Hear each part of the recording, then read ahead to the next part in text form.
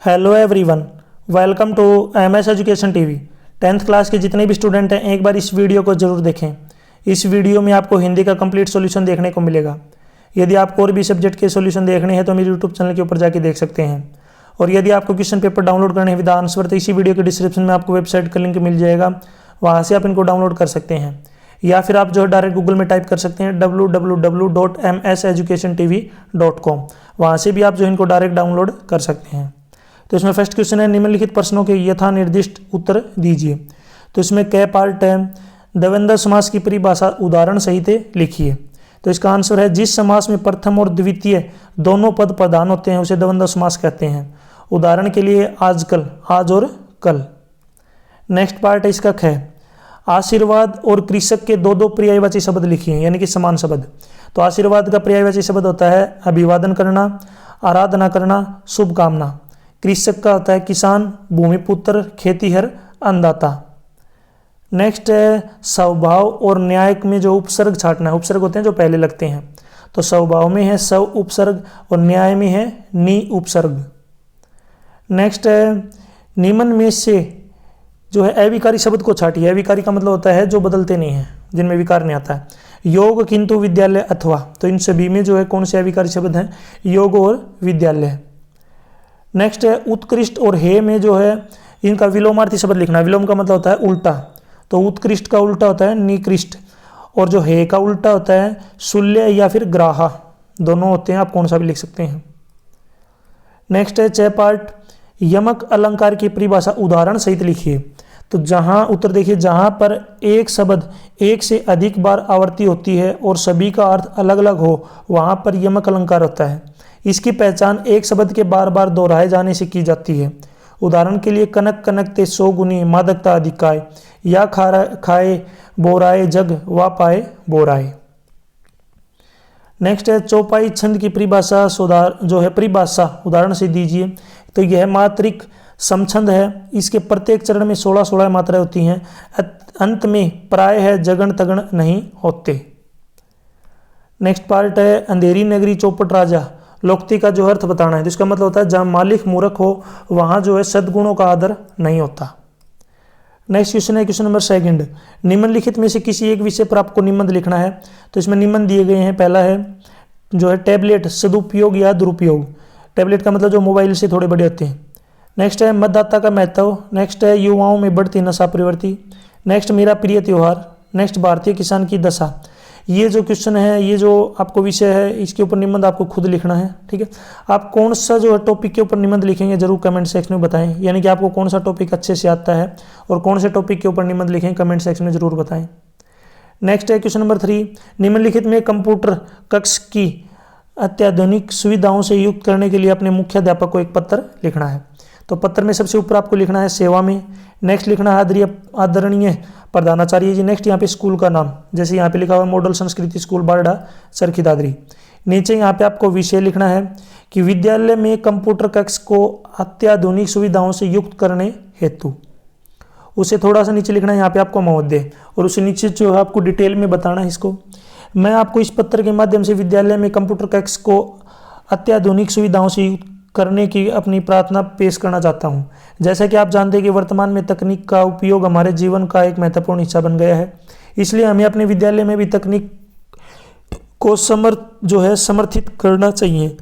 मैं सुझाव देना चाहता हूं कि हमें कंप्यूटर कक्ष में जो है समर्थित सुविधाओं के लिए संसाधनों को अद्यतन करने की आवश्यकता है। विद्यालय में एक शांत सुखद माहौल बनाने के लिए हमें एक interactive board, projector, internet connection और उपलब्ध सॉफ्टवेयर की आवश्यकता होती है। इसलिए मैं आपसे अनुरोध करता हूं कि आप हमारी प्रार्थना को संज्ञान में लेकर कंप्यूटर कक्ष को अत्याधुनिक सुविधाओं से युक्त करने के संसाधनों को जो है अद्यतन करेंगे। और लास्ट में लिखना है यहाँ पे आपको धन्यवाद, और उसके नीचे यहाँ पे आपको लिखना आपका छात्र, आपका नाम और क्लास। इसी के अथवा में जो देखिए एक और पत्र दिया गया है, एक पत्र आपको दिया गया है कि जीवन में खेलों का महत्व बताते हुए अपने छोटे भाई को एक पत्र लिखें, यानी कि खेलों का क्या क्या महत्व होता है। सबसे पहले यहाँ पे आपको आपका एड्रेस लिखना है 10 प्रेम नगर चरखी दादरी। नीचे यहाँ पे डेट लिखनी है, प्रिय भाई कार्तिक, जो भी आपका भाई का नाम है वो यहाँ पे लिखना है। नेक्स्ट है मैं तुमसे खेलों के महत्व के बारे में बात करना चाहता हूँ। खेल न केवल हमारे शारीरिक स्वास्थ्य के लिए बल्कि हमारे मानसिक स्वास्थ्य के लिए भी महत्वपूर्ण होते हैं। खेलों से हमारा शारीरिक फिटनेस बढ़ता है और हमारी मानसिक स्थिति सुधरती है और हमें सक्रिय रहने में मदद मिलती है। इसलिए मैं तुमसे अनुरोध करता हूँ कि तुम खेलों को अपने जीवन में सम्मिलित करोगे। तुम्हें जो भी खेल पसंद हो उसे खेलो। खेल से तुम्हारी शारीरिक फिटनेस बढ़ेगी। नेक्स्ट है, तुम्हारी मानसिक स्थिति सुधरेगी। इसके अलावा खेल से तुम्हें नए दोस्तों का मौका भी मिलेगा। अपने खेल के साथ साथ अपनी पढ़ाई को भी जो है ध्यान दो। खेल हमारे जीवन का महत्वपूर्ण हिस्सा है, लेकिन पढ़ाई भी तुम्हारे जीवन का महत्वपूर्ण हिस्सा है। मैं उम्मीद करता हूं कि तुम मेरी बातों को समझोगे और खेलों को अपने जीवन में सम्मिलित करोगे। तुम्हारा बड़ा भाई, यहाँ पे भाई का नाम लिखना है अर्पित, जो भी आपके भाई का नाम है। नेक्स्ट है, काव्य के निम्नलिखित बहुविकल्पीय प्रश्नों के उचित विकल्प चुनकर उत्तर पुस्तिका में लिखें। तो इसमें पहला क्वेश्चन देखिए, परशुराम ने लक्ष्मण के लिए किन किन शब्दों का प्रयोग किया है। तो इसमें देखिए यहाँ पे मूर्ख इसका भी प्रयोग किया है, उद्दंड का भी, काल का ग्रास सभी का प्रयोग किया है। तो इसमें कौन सा आंसर राइट हो जाएगा अपना, फोर्थ आंसर, यानी कि उपरोक्त सभी। नेक्स्ट है, गोपियों के अनुसार योग शिक्षा कैसे मन के लोगों के लिए उचित है। तो इसका राइट आंसर है चंचल, सेकंड ऑप्शन राइट होगा इसका। नेक्स्ट है, कवि देव ने प्रथम सवैये में किसकी सुंदरता का वर्णन किया है। इसका राइट आंसर है श्री कृष्ण की, फर्स्ट ऑप्शन राइट होगा। नेक्स्ट क्वेश्चन है, शिवन को उधेड़ कर देखोगे क्यों मेरी कंथा की। यहाँ कथा का जो है अर्थ है, तो कथा क्या अर्थ है यहाँ पे, अंतर मन, ठीक है, अंतर मन। नेक्स्ट है, छाया मत छूना कविता में कवि किसकी पूजन करने को कहता है। तो इसका राइट आंसर है यथार्थ का, तो इसमें सेकंड ऑप्शन राइट होगा। नेक्स्ट है, अट नहीं रही है कविता में किस मास की मादकता का वर्णन किया गया है। तो कौन से महीने का वर्णन किया गया, फागुन, तो इसमें सेकंड ऑप्शन राइट होगा। नेक्स्ट है, कन्यादान कविता में शाब्दिक भ्रम किसे कहा गया है।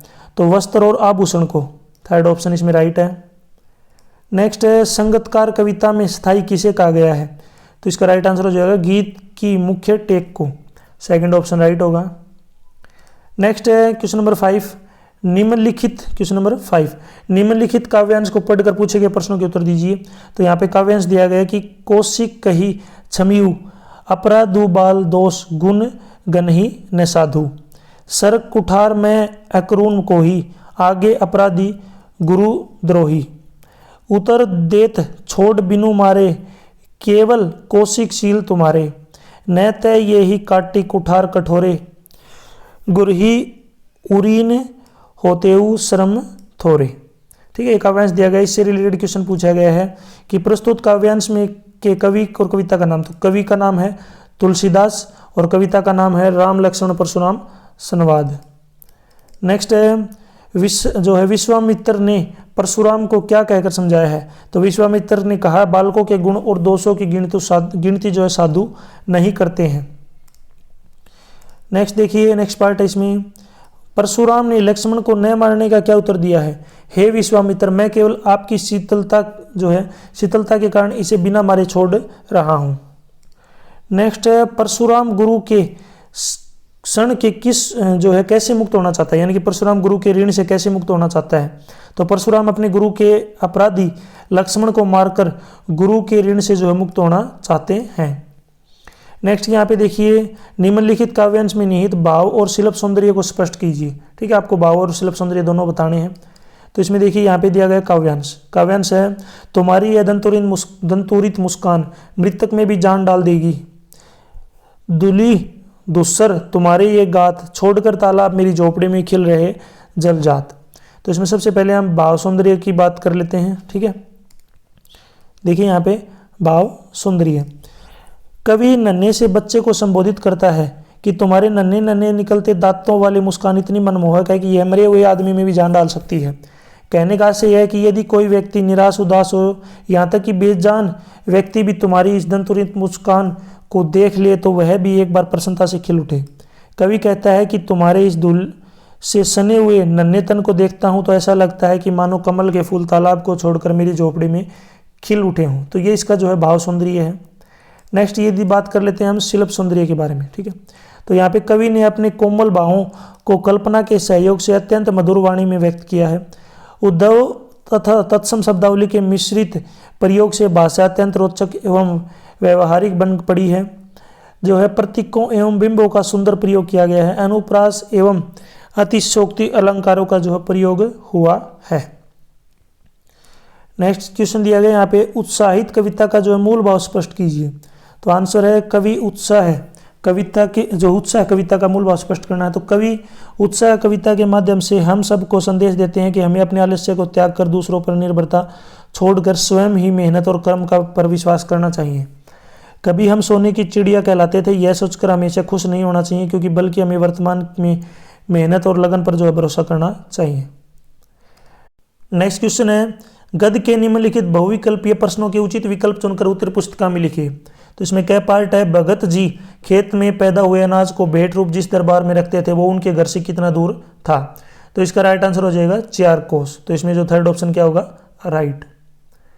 नेक्स्ट क्वेश्चन है, नेताजी की प्रतिमा टोपी की नोक से कोट के दूसरे बटन तक कितने फुट ऊंची थी। तो इसका राइट आंसर हो जाएगा 2 फुट। तो इसमें थर्ड ऑप्शन राइट हो जाएगा।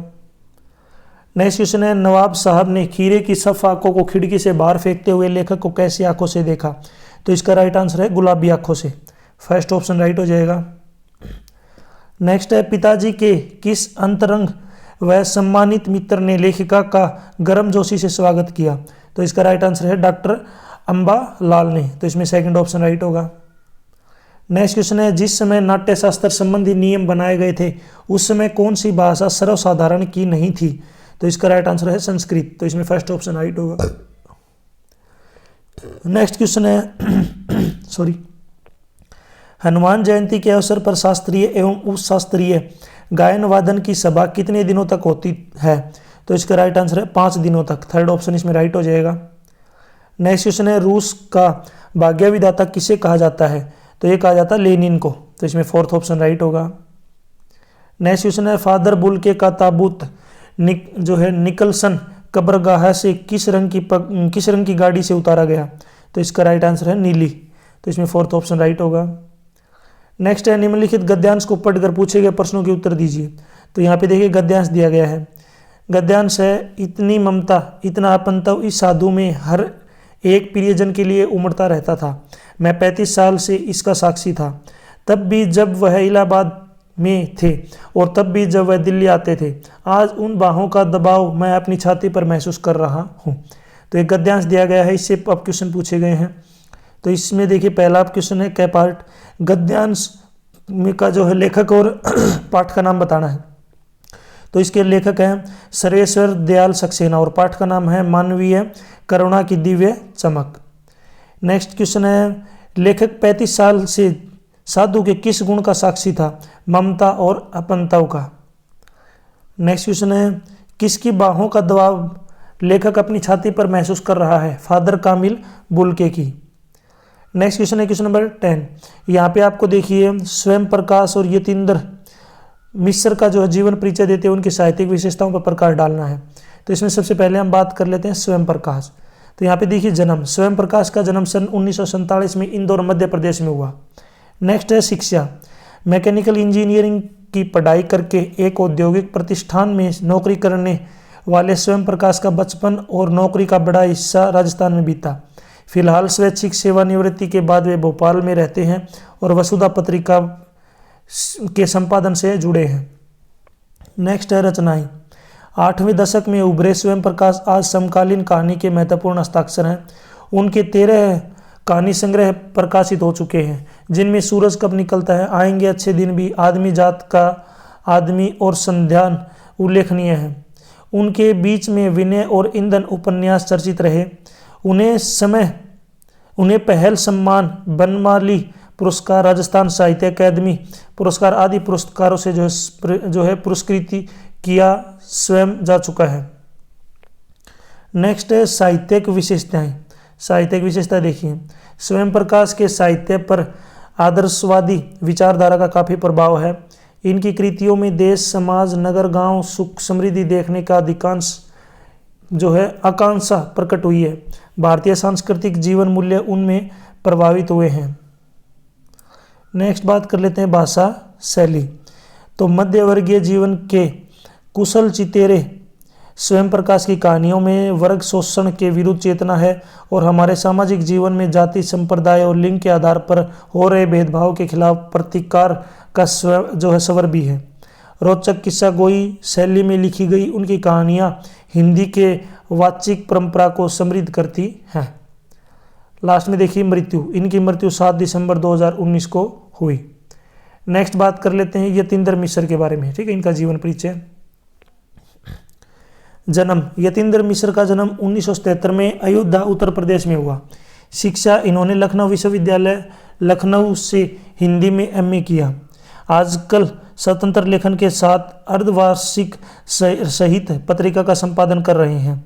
1999 में साहित्य और कलाओं के संवर्धन और अनुशीलन के लिए एक सांस्कृतिक न्यास विमला देवी फाउंडेशन का संचालन भी कर रहे हैं। इनकी रचनाओं की बात करें, देखिए कौन कौन सी इनकी रचनाएं हैं।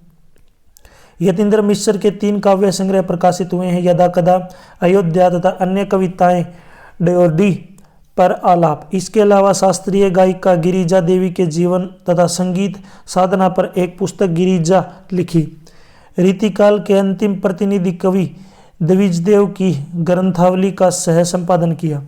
कुंवर नारायण पर केंद्रित 2 पुस्तकों के अलावा स्पीक मेके के लिए विरासत 2001 के कार्यक्रम के लिए रूपंकर कलाओं पर केंद्रित थाती का संपादन भी किया।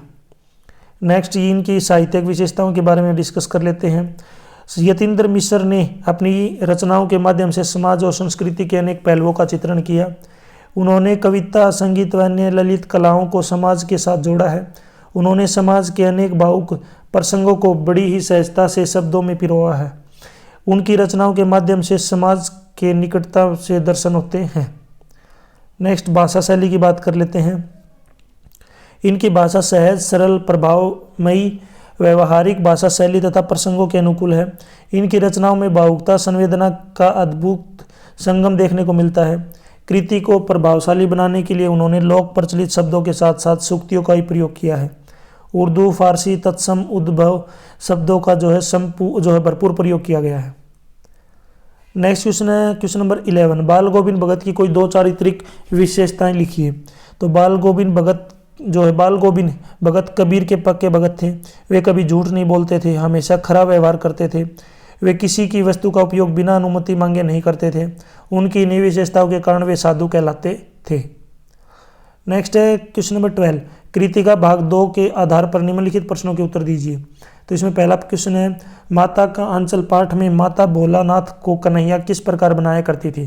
तो इसका आंसर है, भोलानाथ जब अपने साथियों के साथ गली में खेल रहा होता था तभी भोलानाथ की माँ उसे अचानक ही पकड़ लेती और भोलानाथ के लाख ना नुकर करने पर भी चुल्लू भर कड़वा तेल सिर पर डालकर सराबोर कर देती। उनकी नाभि और लीलार पर काजल की बिंदी लगा देती। बालों में चोटी गूंथकर उसमें फूलदार लट बांधती और रंगीन कुर्ता धोती पहनकर कन्हैया बना देती। नेक्स्ट क्वेश्चन है, जॉर्ज पंचम की नाक पर ध्यान जाने से पहले शादी के दौरे की क्या क्या तैयारी की गई। तो देखिए, शाही दौरे की तैयारियों में संगीत, नृत्य सुविधाएं, खान पान, सुरक्षा, सम्मान, वाहन आदि की सुविधाएं शामिल थी। नेक्स्ट क्वेश्चन देखिए, तीसरा नदी के किनारे बने गेस्ट हाउस में सैलानियों के नृत्य गान का वर्णन कीजिए। तो इसका आंसर है, सैलानियों ने संगीत तथा नृत्य का माहौल अत्यंत प्रसन्न और रमणीय होता है। वे अपने सुंदर स्वरों में गीत गाते हैं और आश्चर्यजनक नृत्य करते हैं, जिससे हमारा मन सुख और शांति से भर जाता है। उनका प्रत्येक नृत्य अलग अलग भावों को व्यक्त करता है। वे संगीत को पूर्णता के साथ समाहित करते हैं। गीतों में हिमालय की सुंदरता तथा उसके प्राकृतिक सुख खूबसूरत दृश्यों को वर्णन में लाते हुए अपनी अदाकारी दिखाते हैं। नेक्स्ट क्वेश्चन है, दुलारी की कोई 2 चारित्रिक विशेषताएं बताइए। प्रभावशाली गायिका, देश के प्रति समर्पित, निडर स्त्री और स्वाभिमान स्त्री। नेक्स्ट है, मैं क्यों लिखता हूँ, निबंध का उद्देश्य क्या है।